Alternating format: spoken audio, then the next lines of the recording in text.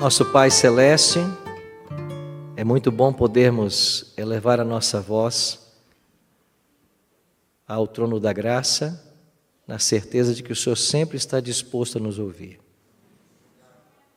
Muito obrigado por estarmos em circunstâncias tão favoráveis nesta manhã do Teu santo dia, para estudarmos a Tua palavra.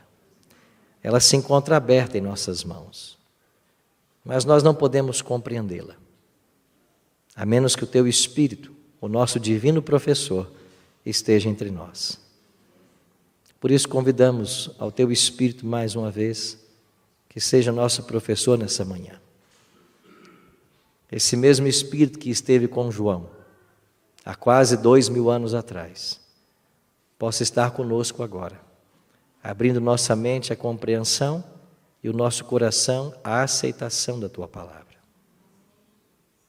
Que fiquemos reverentes na Tua casa, reverentes na Tua presença, e deixemos que a Tua palavra nos fale mais uma vez, e que nós recebamos o alimento espiritual que tanto precisamos em nossa caminhada para os céus.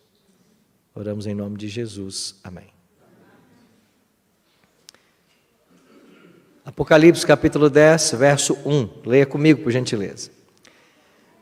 Vi outro anjo forte descendo do céu, envolto em nuvem, com o arco-íris por cima de sua cabeça.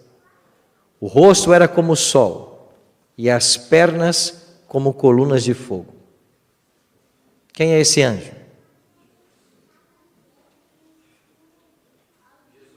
Jesus. Por que é Jesus? Primeiro, porque ele está envolto em nuvens. Lembra de Apocalipse 1:7? Eis que veio com as nuvens.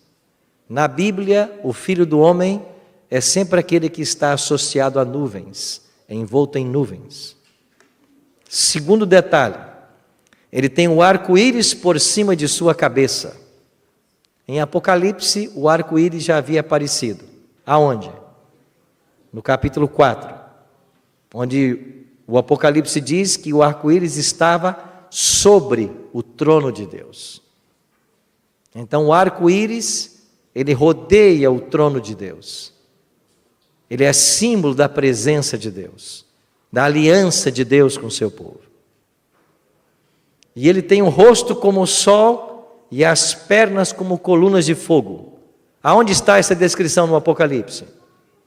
No capítulo 1, nos versos 13 a 16, aonde João viu Cristo ressurreto, e João o descreve exatamente nessa linguagem.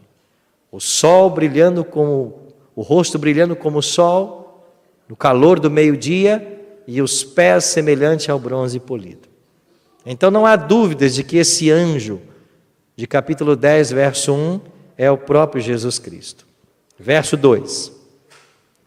Tinha na mão um livrinho aberto, e ele pôs o pé direito sobre o mar e o esquerdo sobre a terra. Quando você põe o pé direito sobre o mar e o esquerdo sobre a terra, você está onde?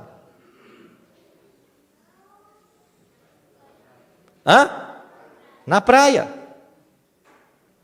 O pé direito sobre o mar e o esquerdo na terra, você está na praia. O que significa essa posição de Cristo, com um pé no mar e um pé na água? Sua autoridade. Autoridade sobre terra e mar. Então essa posição denota a autoridade de Cristo.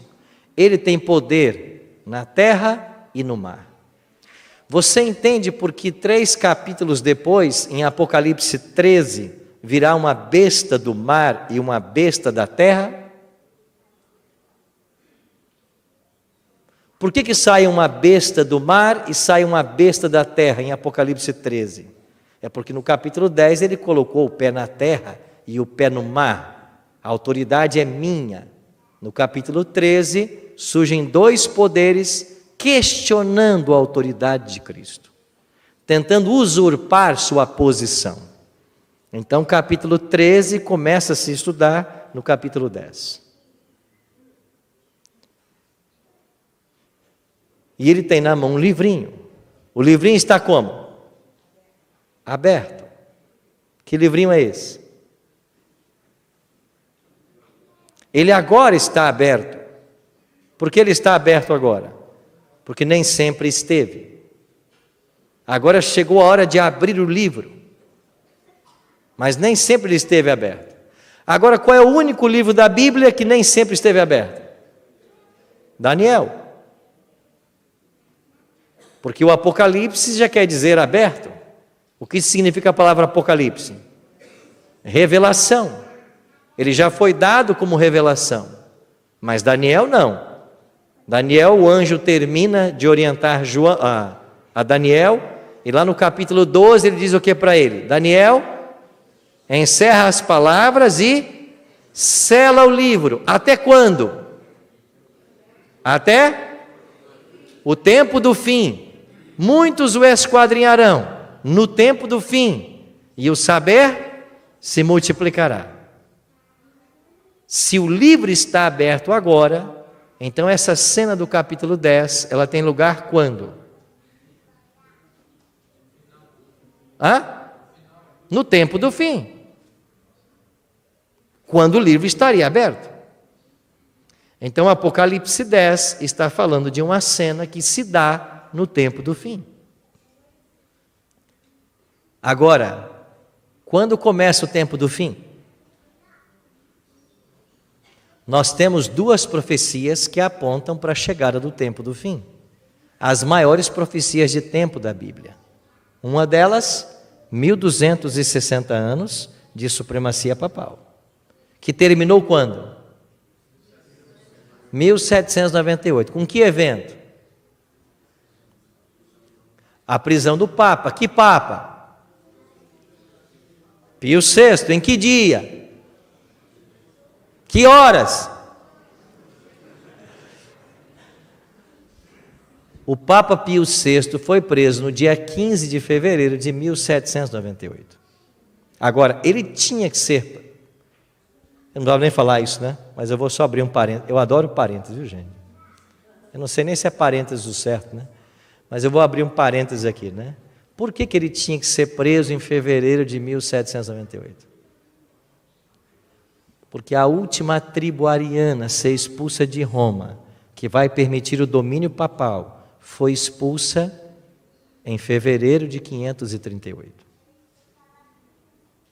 E se o mês que essa última tribo foi expulsa foi fevereiro, e o papado pôde começar a atuar e chegou à sua supremacia, seria no mês de fevereiro que ele tinha que sofrer a ferida mortal. E ela foi dada exatamente no mês de fevereiro, no dia 15. A profecia não falha.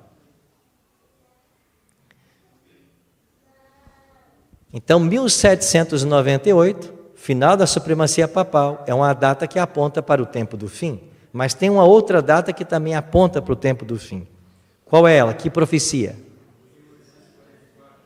As 2.300 tardes e manhãs que levam-nos ao ano 1844. Então, 1798 e 1844 são os 2 anos que assinalam a chegada do tempo do fim. Nesse tempo, dessas profecias, o livro de Daniel seria aberto. Isso quer dizer que a cena do capítulo 10, ela tem lugar nessa ocasião. O tempo do fim chegou. E o que acontece no tempo do fim? Vamos pular para o versículo 8. A voz que ouvi, vinda do céu, estava de novo falando comigo e dizendo, uma voz falou com Daniel, ou melhor, com João, né? Vai, toma o livro que se acha aberto na mão do anjo, em pé sobre o mar e sobre a terra. Verso 9.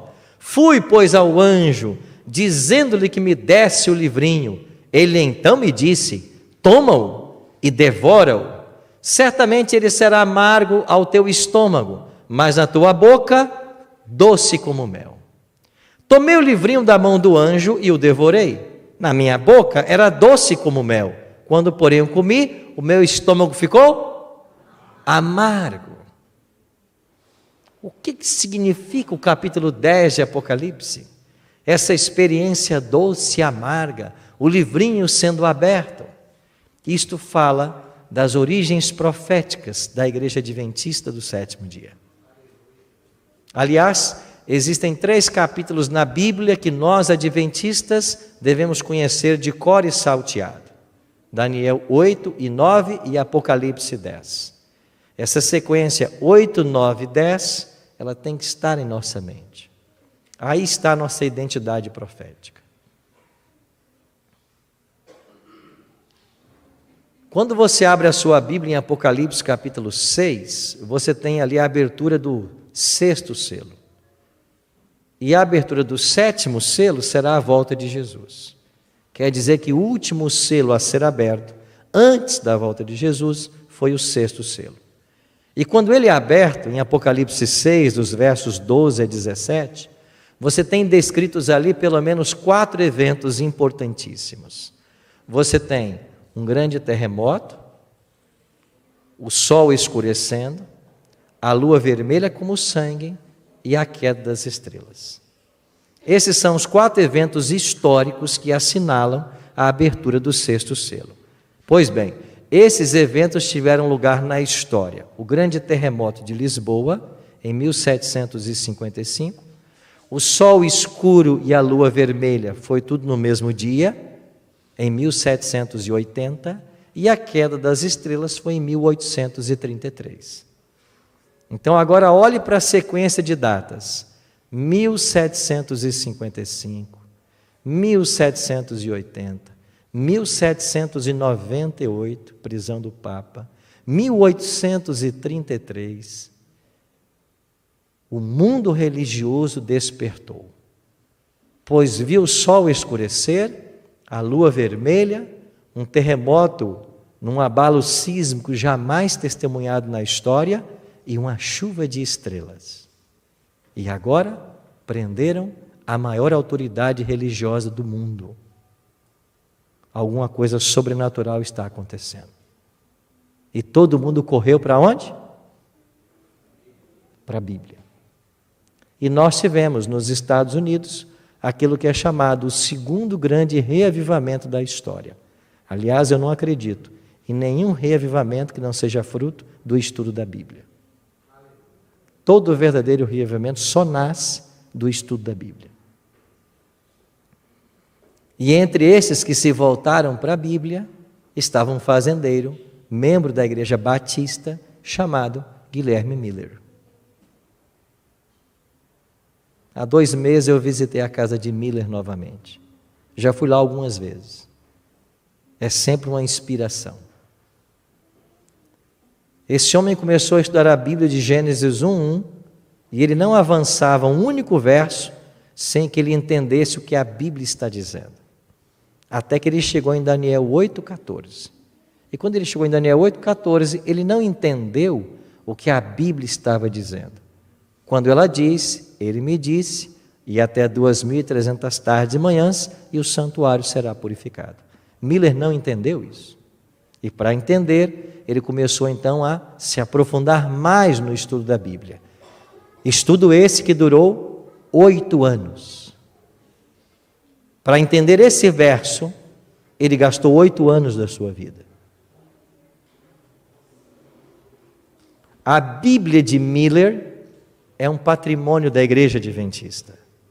Ela se encontra hoje no cofre do White States da Andrews, nossa universidade lá em Michigan.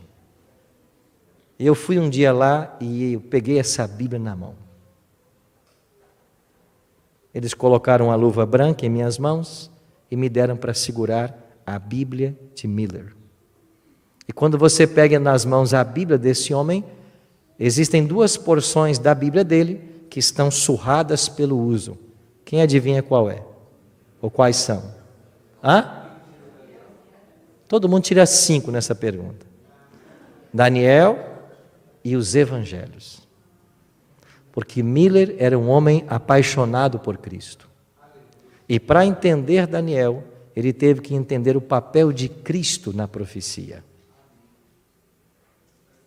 E Miller começou a estudar, e com base na tipologia do santuário terrestre, que apontava para o santuário celestial, com base no trabalho sacerdotal e sumo sacerdotal, que apontava para o ministério de Cristo no céu, Entendendo que lá em Israel, o 10º dia do 7º mês, era um dia da expiação, era um dia de juízo, Miller pensou, quando se passarem 2.300 anos, o juízo vai acontecer, o santuário será purificado. E como pensavam os religiosos da época, o santuário a ser purificado é o planeta Terra. Então Jesus volta.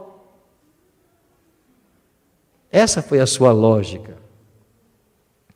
A gente olha para esses pioneiros e às vezes achamos que eles são alguns ignorantes, né? Alguns pensam assim. Como que Miller chegou a essa conclusão? Será que ele não leu no Novo Testamento que o próprio Cristo declarou que a respeito daquele dia e hora ninguém sabe? Já se perguntou isso? É claro que chegaram para Miller e mencionaram esse verso. Mas quantos anos Miller havia se preparado? 8 anos. E o que Miller respondia? Jesus disse isso. Agora me responda uma coisa. Jesus é Deus ou não? Sim. E como Deus, ele é onisciente ou não? É. Então ele sabe o dia da volta dele. Era assim que Miller respondia. Ele é onisciente. Ele sabe de tudo. Então Miller começou a pregar essa mensagem. Um dia, ouviu Miller pregar um pastor chamado Josué Hines. E esse homem era um visionário, era um publicitário também. E ele se apaixonou pela mensagem de Miller e disse para Miller assim: por que você não prega essa mensagem em grandes igrejas? Você só vive pregando em famílias, em pequenas igrejas do interior? E Miller respondeu: eu prego aonde eu sou convidado.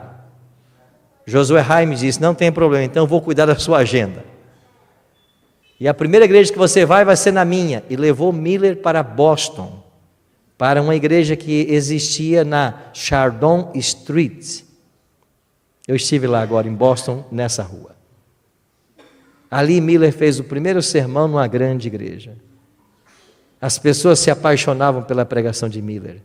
E Josué Hines começou a fazer uma agenda para Miller. E Miller foi pregando de cidade em cidade. Em 1842, chegou a uma cidade chamada Portland. E lá numa rua chamada Casco, ele pregou numa igreja que havia ali. E foi ouvi-lo naquela noite toda uma família da igreja metodista. Um pai, uma mãe, com 8 filhos. E as irmãs gêmeas mais novas chamavam-se Elizabeth e Ellen.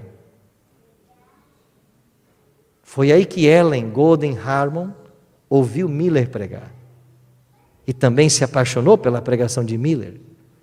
A família metodista toda aceitou a mensagem millerita. Eles voltaram para a igreja deles, a igreja metodista da rua Chestnut, em Portland, e eles começaram a contar para os membros o que eles haviam aprendido. O pastor chamou todos eles, chamou o pai, Robert Harmon, e disse: ou você abandona essa crença louca de Miller, ou você vai ser excluído da igreja. O pai de Ellen tentou argumentar, o pastor não quis. E eu tenho uma cópia da ata da comissão que excluiu a família Harmon da igreja. Todos foram excluídos. Então agora Robert, Eunice e os 8 filhos passaram a crer no que Miller pregava. Esse homem pregava com tanta autoridade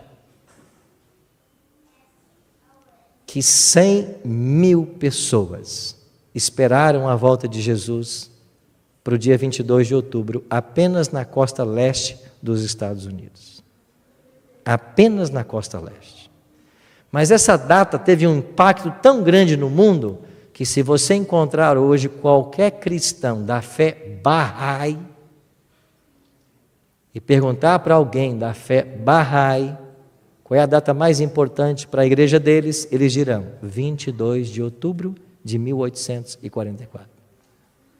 Porque a pregação de Miller chegou também neste segmento religioso. Todos esperaram a volta de Jesus. Miller acreditava que Jesus voltaria entre os meses de março e abril de 43 até março e abril de 44. Então, quando os meses de março e abril de 44 chegaram e Jesus não voltou, houve um primeiro desapontamento. Março e abril de 44. Ele não entendeu o que havia acontecido e eles continuaram a estudar a Bíblia. Os grupos estavam decepcionados, mas tinham esperança de que algo estava para acontecer. E eles começaram a realizar campanhas, e uma delas aconteceu numa cidade chamada Exeter. E nessa cidade de Exeter, quando dezenas de mileritas estavam reunidos, eu fui a Exeter agora conhecer a cidade, onde aconteceu essa história. E enquanto eles estavam reunidos e alguém estava pregando, uma senhora se levantou e disse: parem de falar o que vocês estão falando. Tem aqui um homem entre nós que tem uma mensagem urgente para nos apresentar. E ela apresentou quem? Samuel Snow. E Samuel Snow, que também era um decepcionado milerita, veio até a frente e disse para todo mundo assim: nós estamos errados. Nós acreditávamos que Jesus voltaria no dia da expiação, mas o povo de Israel celebrava 7 festas ao longo do ano, 4 na primavera e 3 no outono. Isso é verdade ou não? E a igreja dizia: sim, é verdade. Eram 7 festas. Não eram 4 na primavera? Sim. Não eram 3 no outono? Sim. E o dia da expiação fazia parte de qual? Do outono. Então, por que estamos esperando a volta de Jesus para a primavera? Março e abril. Ele vai voltar no outono, setembro, outubro. Agora, qual era o dia do juiz lá em Israel? E todo mundo respondia: 10º dia do 7º mês. Em que calendário? No Caraíta. E qual é o nosso calendário? Gregoriano. E qual é o 10º dia do 7º mês no calendário gregoriano? Ah, ninguém sabia. Ele diz: eu sei. 22 de outubro. Essa campanha aconteceu em meados de agosto. Quer dizer que passaria setembro e outubro e Jesus voltaria a quantos dias? A 60 dias no futuro. Agora eles entenderam, não era março e abril, é outubro, é no dia 22. E então surgiu no movimento milerita aquilo que os livros de história registram como o movimento do 7º mês. Porque é no 7º mês que ele volta, e não no primeiro, que era o mês da Páscoa.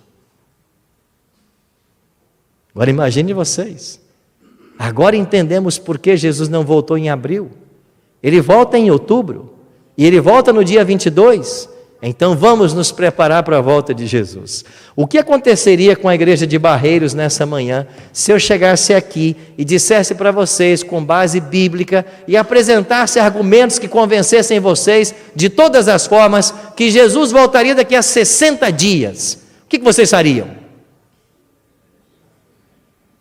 Alguém iria para o seu trabalho segunda-feira normalmente? Alguém iria voltar para a faculdade para continuar o seu curso de universitário? Alguém iria? Não. O que nós faríamos? Primeiro, vamos fazer as pazes com aquela irmã que eu briguei. Vamos marcar uma santa ceia, pastor, com urgência. Vamos nos unir. Eu vou lá pegar o meu saldo na conta bancária, vamos comprar folhetos, vamos comprar livros, vamos começar um programa na TV, um programa na rádio, vamos anunciar, porque daqui a 60 dias esse mundo acaba. Foi isso que eles fizeram.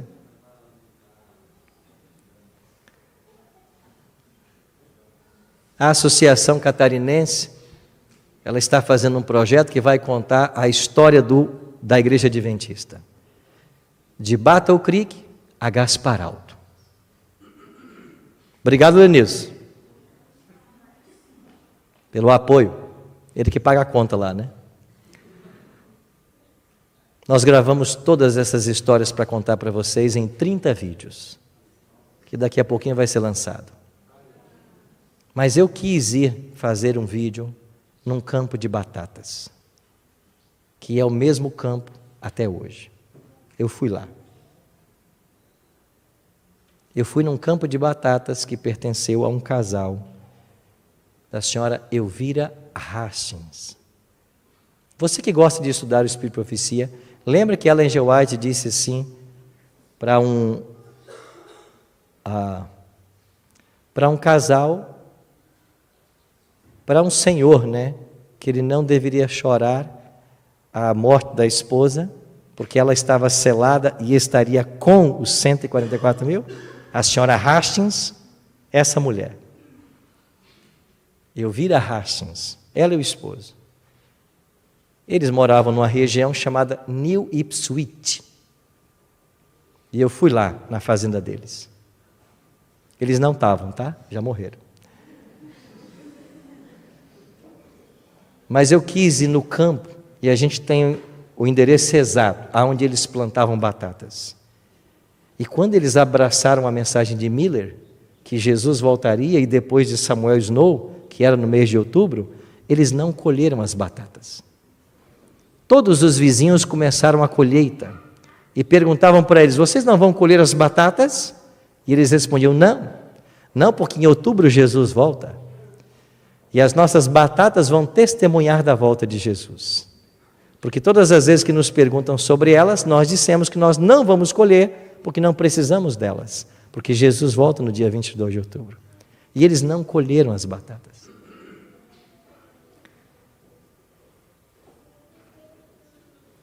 Mais ao sul do estado de Massachusetts, morava um capitão da Marinha Mercantil, chamado José Bates. Ele se aposentou, tinha uma pequena fortuna como capitão da Marinha, e ele pegou tudo que tinha e empreendeu na publicação de literatura para anunciar a volta de Jesus. A casa que ele morava, ele também vendeu. Ele foi morar com um amigo e pegou todo o recurso e empreendeu na obra. Chegou a terça-feira, 22 de outubro, e Jesus não voltou. O dia amanheceu, entardeceu e anoiteceu. E quando deu meia-noite, eles estavam completamente decepcionados. Eles escreveram posteriormente: nós choramos e choramos até o dia amanhecer. Mas como que Deus transforma às vezes, as coisas? Aquele casal Hastings, que não havia colhido os campos de batata, todas as batatas que foram colhidas na região de New Ipswich, naquele ano, elas pegaram uma praga. E todas as batatas que foram colhidas apodreceram precocemente. Mas as batatas desse casal que não foram colhidas, não pegou a praga. E depois do desapontamento, eles colheram e eles alimentaram toda a vizinhança depois do desapontamento. E eu fui lá para ver a terra, de onde eles colheram para alimentar os vizinhos. Esse capitão Bates, um dia a esposa estava terminando uma fornada de pães e disse para ele assim: acabou o trigo, eu preciso de 2 quilos. Ele disse: está bem. E ele foi ao mercado, olhou o que tinha no bolso, e o que ele tinha, os últimos centavos de dólar, davam exatamente para 2 quilos de farinha. Ele foi ao mercado, comprou os 2 quilos, voltou e disse: aqui está o que você pediu. Quando a mulher viu aquilo, ela começou a chorar e disse assim: você, capitão da Marinha, saiu para comprar 2 quilos de farinha? Inacreditável isso. Você negociou com pessoas do mundo inteiro. Você viajou o mundo inteiro negociando, levando e trazendo produtos. Me sai para comprar 2 quilos de farinha? E ele disse: e agora acabou, porque era tudo que eu tinha. Eu não tenho mais nada. E a esposa do capitão Bates começa a chorar. E diz para ele assim: o que faremos agora? Jesus não voltou, nós empreendemos tudo o que tínhamos para pregar o Evangelho, o que nós faremos agora? E quando você vai à casa de Bates, ali em Fairhaven, que é uma propriedade da Igreja Adventista hoje. A mesma casa dele está lá, a igreja comprou a casa dele. E você encontra na parede dele um quadro, onde estão cunhadas as palavras que ele responde para a esposa naquele dia. Ele diz assim: minha esposa, Deus proverá. Deus proverá. Depois de conversar com a esposa um pouquinho, ele foi até o correio e disse para o rapaz do correio: Deus me impressionou que tem aí no correio uma carta para mim. Você confere se tem?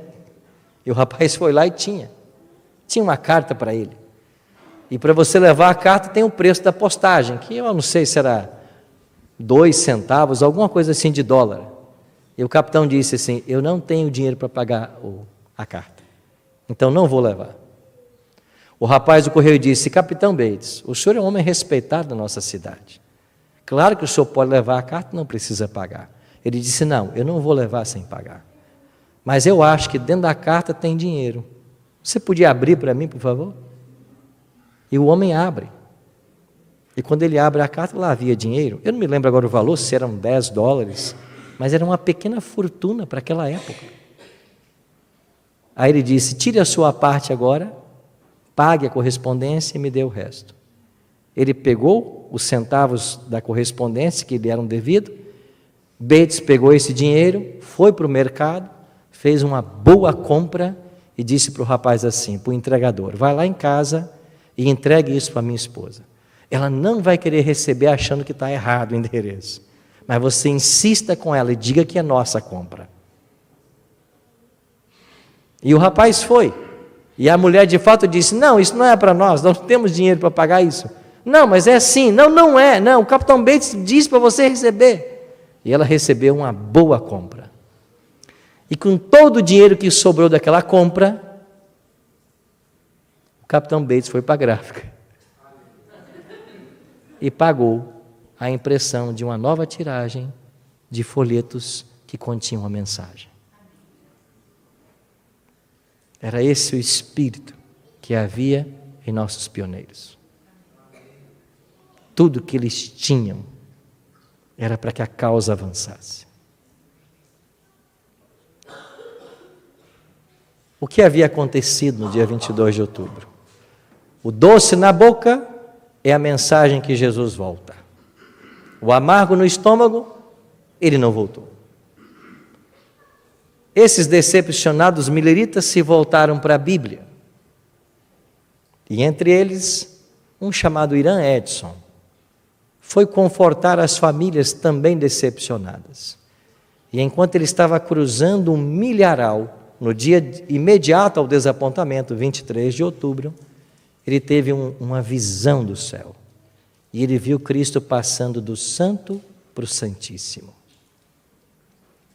Ele chamou o amigo que estava com ele, que era Bernard Run, um outro chamado Eli Crozier, e eles entraram dentro de um graneleiro que ele possuía, e eles se voltaram para estudar a Bíblia e para orar.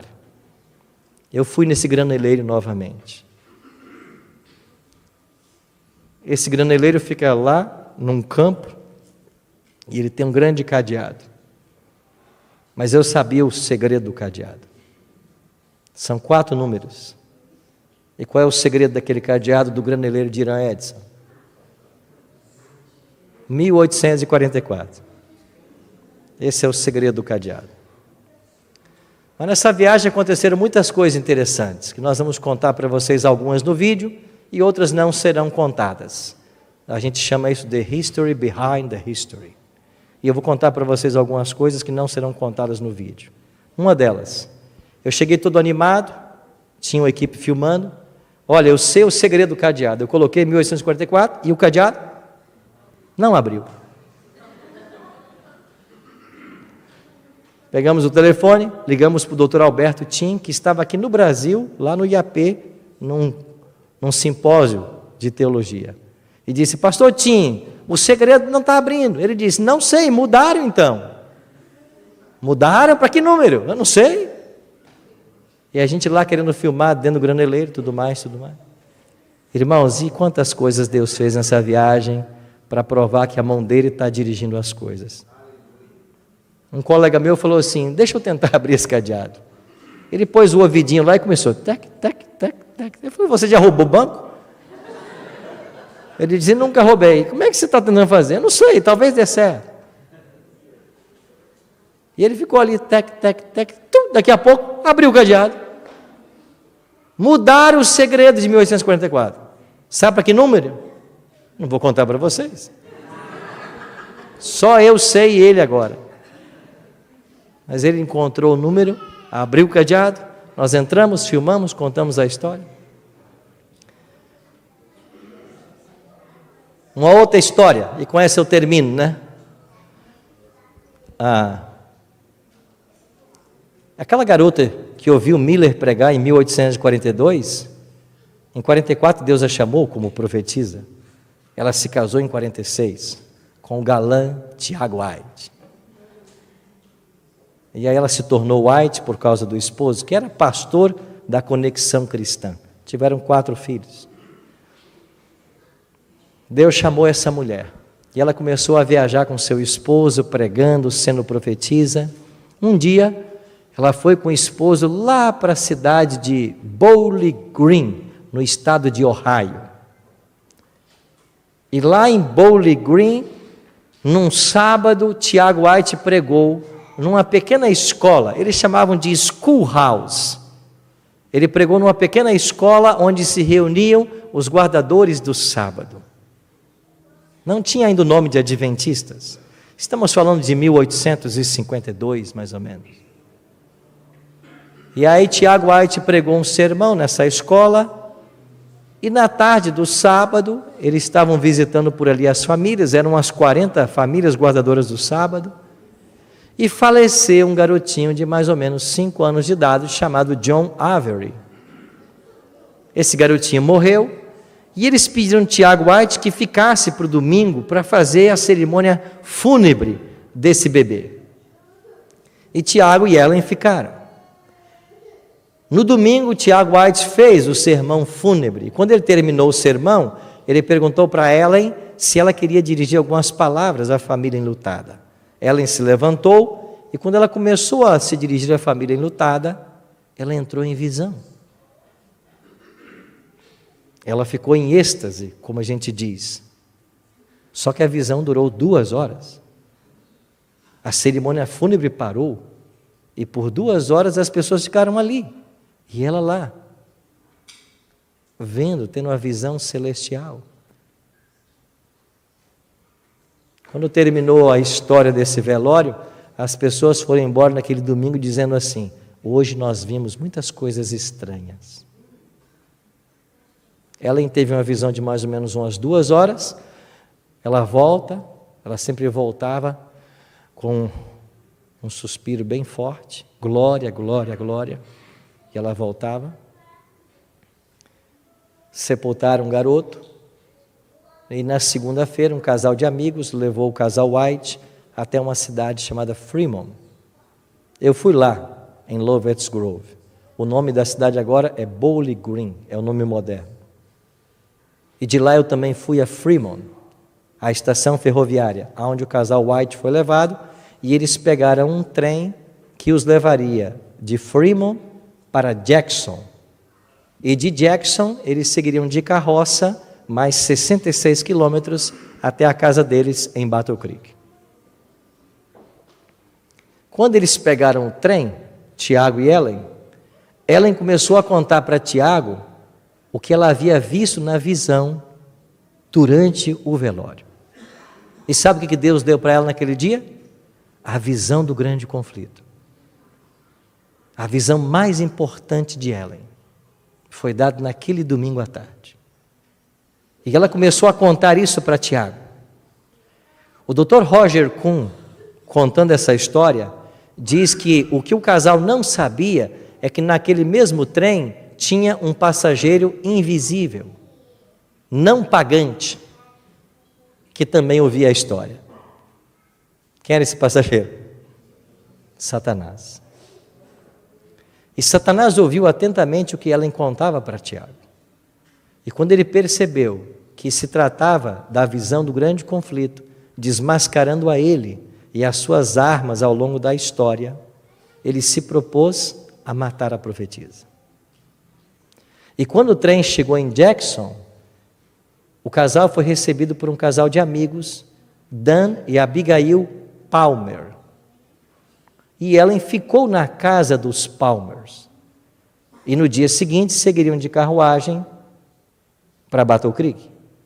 Mas enquanto na casa dos Palmers, Ellen foi tomada de um assalto. Ela teve uma crise, ficou paralisada, começou a perder todos os movimentos e estava à beira da morte. Os irmãos foram chamados, começaram a orar. Com muita dificuldade ela melhorou, muito fraca, achou que morreria. Esperou um pouco para se recuperar, fez a viagem até Battle Creek. Ela pensava que nunca mais veria seus filhos, que seria a morte dela. E quando ela chega em Battle Creek, ela começa a escrever a visão do grande conflito. Mas ela estava tão exaurida que ela escrevia uma página e tinha que descansar 3 dias. Escrevia outra página e descansava mais 3 dias. Dado o cansaço que ela teve por causa do ataque na cidade de Jackson. Ela foi aos poucos se recuperando, até que no mês de setembro daquele ano ficou pronto o manuscrito de 219 páginas, que é a primeira versão do grande conflito.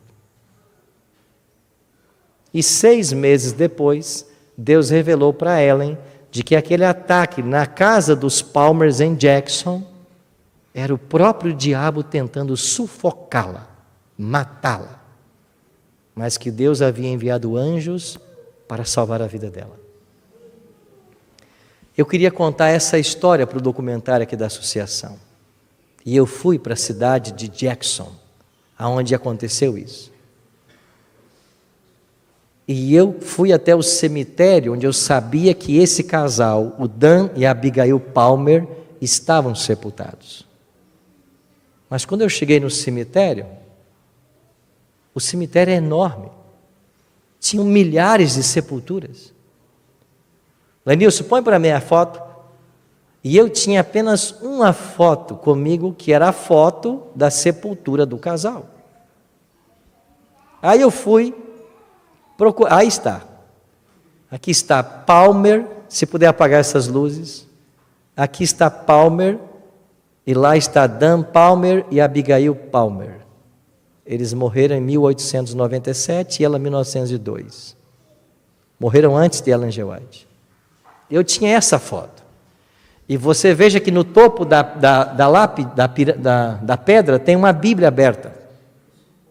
Numa página está Gênesis 2, 1 a 3. E na outra página, Êxodo 20, 8 a 11. Eu tinha essa foto antiga comigo. E eu cheguei no cemitério, mas quando eu cheguei lá, eram milhares de sepulturas. E eu estava já a caminho de Washington. E eu tinha 1 hora para fazer tudo e continuar a viagem para Washington. E eu não podia ficar mais que 1 hora em Jackson. E eu pensei, aonde eu vou achar agora essa sepultura? E eu fui até o escritório do cemitério. Próximo slide. E o que estava lá? Horário de... nós nos mudamos. Aqui eu peguei só o telefone, mas em cima está assim, nós nos mudamos para downtown, para o centro da cidade. Não tinha ninguém ali para atender. E tinha só esse telefone. Aí eu peguei, liguei e dei uma secretária. Estamos em horário de almoço, voltamos daqui a 2 horas. Eu disse, mas eu tenho 1 hora para fazer tudo, e agora? Aí eu vi alguns funcionários do cemitério por ali. E aí eu disse assim, vocês podem me ajudar? Eu preciso achar essa sepultura. E mostrei a foto. O rapaz disse assim, eu acho que eu já vi essa sepultura. Volta a sepultura, volta o slide. O anterior. Eu acho que eu já vi essa sepultura. E ele pegou o carro e ele começou a rodar o cemitério. E ele rodou, a minha equipe também já estava rodando com o carro, atrás dessa sepultura. E todo mundo eu já havia rodado várias vezes também no cemitério. E aí daqui a pouco ele voltou e disse, olha, não era a sepultura que eu esperava ser. Eu não achei. Eu disse, mas eu vim do Brasil aqui só para gravar isso. Vocês têm que me ajudar. Ele disse, fazer o quê? Talvez, quem sabe, é o escritório lá, mas eles vão abrir só daqui a 2 horas. Eu disse, eu vou embora, sem contar essa história, sem achar essa sepultura. Eu disse para Deus assim, eu não quero ir embora sem contar essa história. Então, Senhor, me ajude a achar essa sepultura. Eu orei, bem perto do escritório. E continuei orando. E sabe quando Deus fala com você? E Deus falou assim, vem por aqui. E eu comecei a ir, por uma estrada que eu não havia passado no cemitério. Eu fui andando. Andei um bom pedaço. E depois de andar vários minutos, ouvindo claramente dizendo, vem por aqui. E quando eu parei, a 3 metros, o que eu vi? Põe lá, Nilson. Eu vi a atual sepultura. A oração me levou a 3 metros dessa sepultura. Quando eu olhei, lá estava a sepultura do casal. E aí eu gravei essa história do ataque na cidade de Jackson. Deus cuidava dos seus pioneiros. E eles encontraram em Apocalipse capítulo 10, verso 11, a razão da sua existência. Quando a Bíblia diz assim, é necessário que ainda profetizes a respeito de muitos povos, nações, línguas e reis. E Apocalipse 10, 11 tornou-se o verso áureo dos mileritas decepcionados. É necessário que ainda profetizes. Eles se viram agora como um movimento profético. E desses decepcionados mileritas, que se viram como um movimento profético, nasceu a Igreja Adventista do Sétimo Dia. Essa é a nossa história. Aqui estamos nós, cerca de 180 anos depois. Para quê? Para continuarmos o trabalho que eles começaram. Nós vamos concluir o que eles começaram. Por isso que esse mesmo fervor, essa mesma dedicação, esse mesmo apego à palavra, sejam as características dos membros da Igreja Adventista hoje. É isso que nós precisamos. Nós somos uma igreja profética. Não surgimos por causa de 2 pastores brigando. Não surgimos porque alguém um dia acordou e teve uma ideia de fundar uma igreja. Não. Nós temos uma certidão profética de nascimento. Em Daniel 8 e 9 e Apocalipse 10. Nós somos a igreja da profecia, levantada por Deus no exato momento que apontava a profecia. E sem Apocalipse 10 temos a nossa certidão de nascimento. Em Apocalipse 14 temos a nossa missão, pregar as 3 mensagens angélicas. E em Apocalipse 18 nós temos o segredo para o cumprimento da missão, a vinda do Espírito Santo na chuva serôdia.